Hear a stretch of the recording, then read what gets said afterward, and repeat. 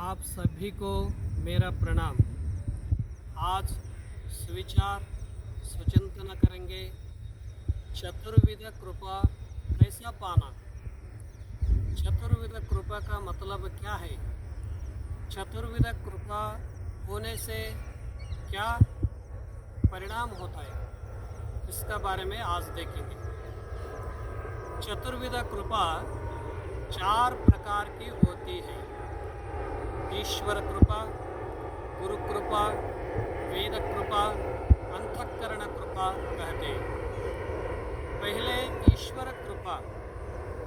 यह सुंदर सृष्टि ईश्वर की है। ईश्वर बहुत शक्तिशाली है। सभी जीव जंतुओं का आधार स्थान है।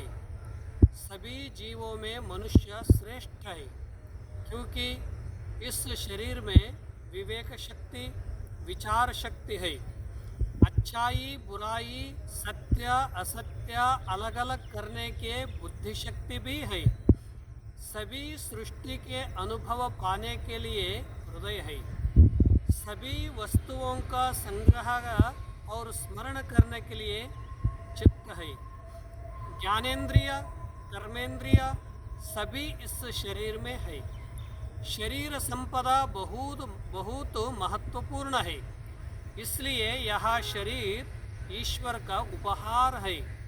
सभी जीव जंतुओं के पृथ्वी पर आने से पहले सृष्टि को ईश्वर ने बनाया, इसलिए इसको ईश्वर सृष्टि कहते हैं। सृष्टि में सभी जीवों के लिए समान है। मनुष्य के रूप में जन्म लेना ईश्वर की कृपा है। सभी कर्मों का फल देने वाले ईश्वर है।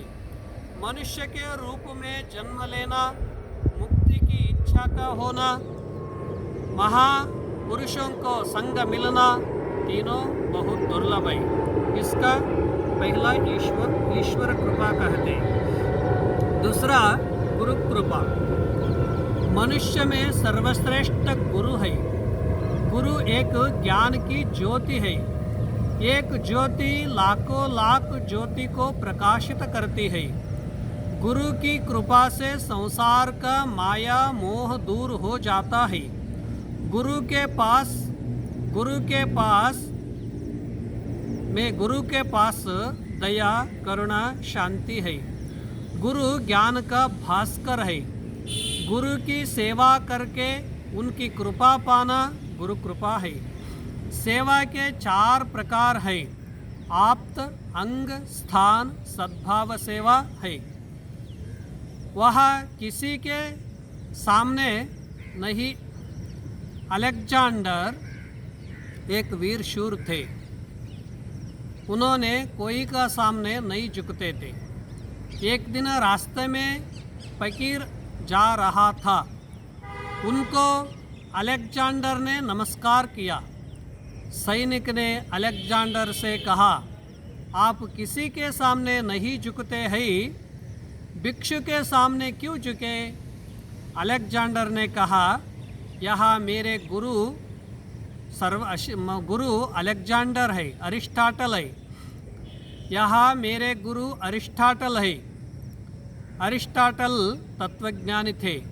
अलेक्जेंडर ने कहा, मुझे मेरे माता पिता ने आसमान से धरती पर लाया। गुरु धरती से आसमान तक ले जाने वाले हैं, इसलिए गुरु सर्वश्रेष्ठ है। सूर्य की रोशनी से एक फूल खिलता है।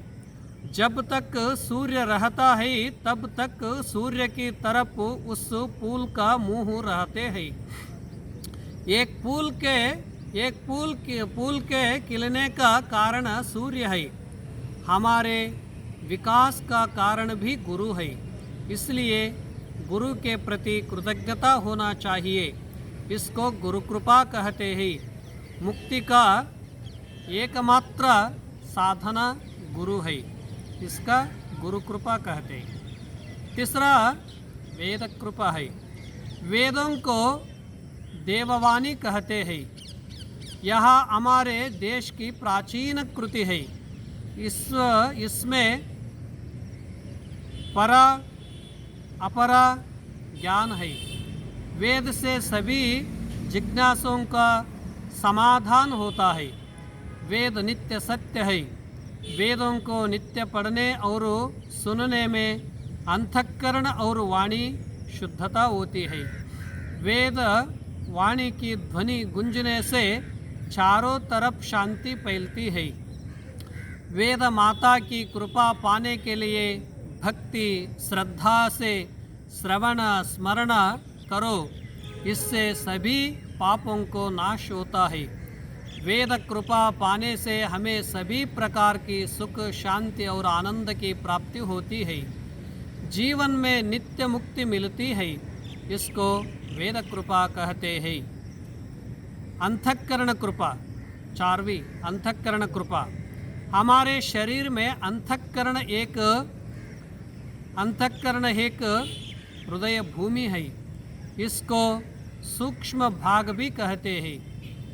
इनमें अनंत जन्मों का संस्कार बीज रूप में रहता है। इसलिए हर मनुष्य की सोच समझ अलग अलग होती है। अगर इन सब का साथ होता है तो अंतःकरण की कृपा है। मन से अच्छा काम करना, दृढ़ संकल्प करना, बुद्धि से उत्तम निर्णय करना, चित्त में ऋषि मुनियों का बात सुनना और संग्रह करना, ये जीवन में श्री संपदा का है। ये जीव में अहम भाव का नाश करना, अहम भाव नहीं आना, अध्यात्म साधन के लिए मन बुद्धि चित्त की सहायता होना, यह अंतःकरण की कृपा है। हमारे सामने सुंदर सृष्टि है। वेद है, देव गुरु शास्त्र है। अगर समझ में नहीं आता है तो हमारे अंतःकरण का दोष है। सभी इंद्रियों का अध्यात्म के लिए उपयोग होना अंतःकरण की कृपा है। यो अंतःकरण की कृपा है। इस तरह ईश्वर कृपा, गुरु कृपा, वेद कृपा और अंतःकरण कृपा पाने के लिए ये लक्षण है, ये नियम है। चतुर्विध कृपा पाकर जन्म को सार्थक कृत्य करेंगे। सभी को मेरा प्रणाम, धन्यवाद।